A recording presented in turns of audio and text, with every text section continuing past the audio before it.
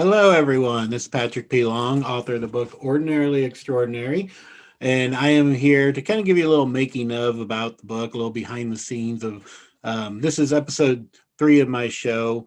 The P stands for a plethora of F bombs. Today, we're going to talk a little bit about, I want to show you the chapter 2 here, if you can see that clearly, the uplifting F bomb.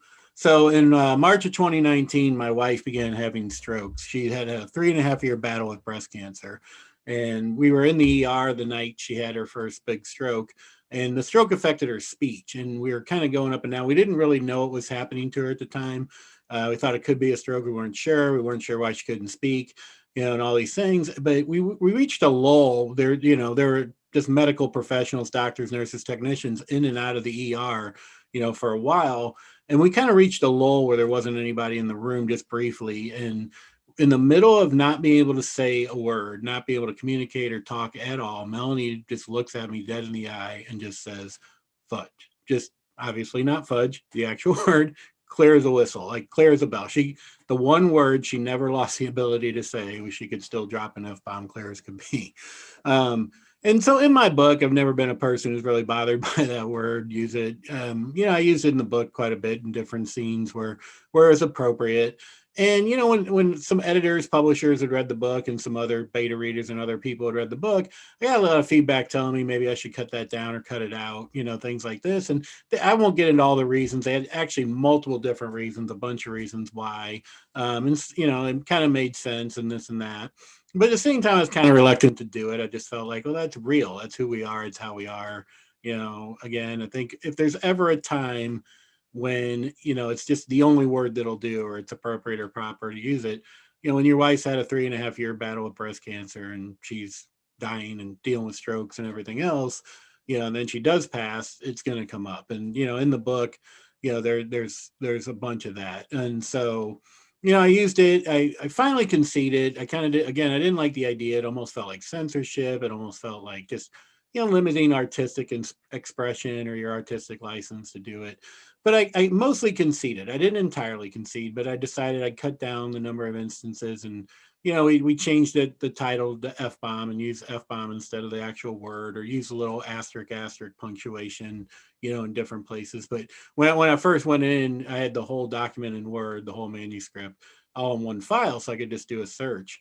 And, I figured I'd used it about 12 times, maybe 15, in the book.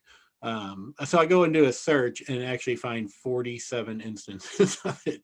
I'm like, 47, that's kind of a lot. That's, it's showing up once about every 4 to 5 pages.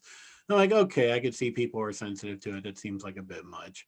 But a funny story about that. So at the time I was getting the book published, I shared that with a friend of mine. I won't mention any names just because I didn't really ask them if they mind me sharing the story. But I shared all that with a friend of mine, pretty much everything I just told you.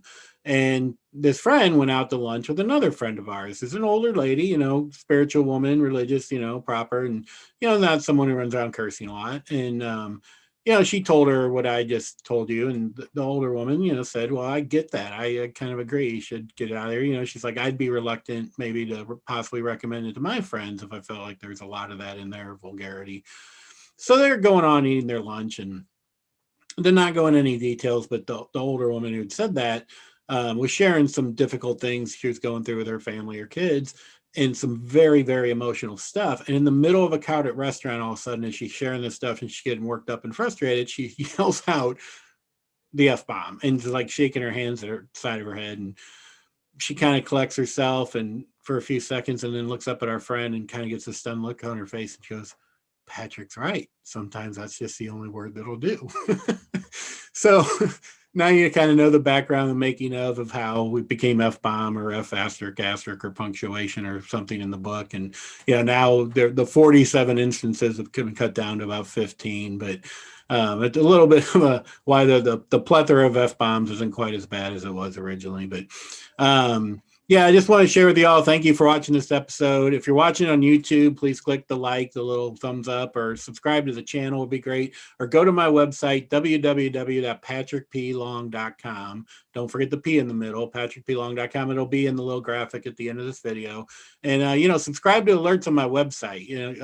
Anytime we're doing videos like this, or putting out a new book, which I'm planning to do later this year, or any other activities going on, we have an email list. Get on that, and you can be part of getting to know that. So thanks again, everyone. Please share this out with friends or whoever, and thank you, and have a great night.